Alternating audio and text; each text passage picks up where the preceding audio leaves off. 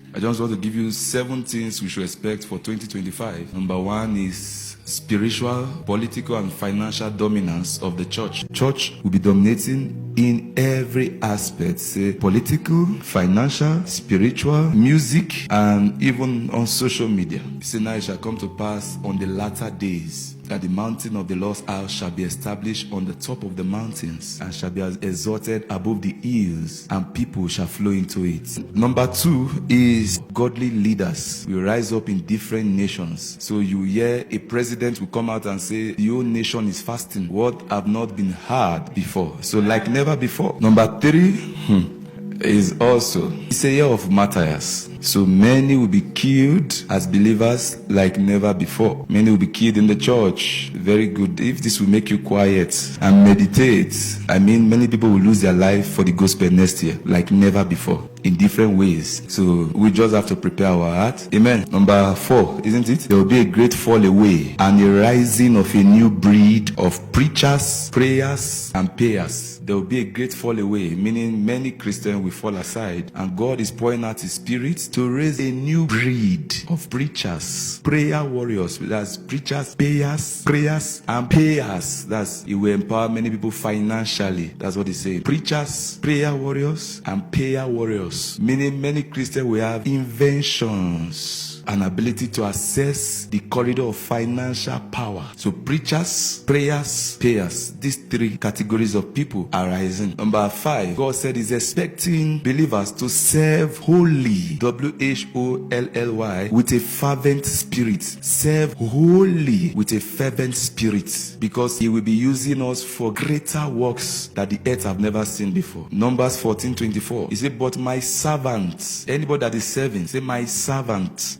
because he has a different spirit in him and has followed me fully. Other translations say holy. He said, oh, holy, I will bring him into the land where he went, and his descendants shall inherit it. You see, anybody that follow holily, fully, he said, is them that He will use. He will bring them into His promises of greater works. And He said, and His seed shall possess it. Even your offspring will benefit in that blessing when we serve wholly. Hebrews 6:12. He said, don't drag your feet. Be like those who stay the course with committed faith, and then get every promise to them, that you do not become sluggish, but imitate those who through faith and patience inherit the promises. So next year, God is expecting us, those He wants to use for this greater work. There is a season and dispensation of greater work. Now He said those that will be qualified for it, they will serve Him with a fervent spirit, and they will serve wholly, no reserve. Are you understand that? Yeah. Next year, 2025, there will be a greater tribulation against the church that have never occurred before. A greater tribulation against the church and true believers like it has never occurred before. Something that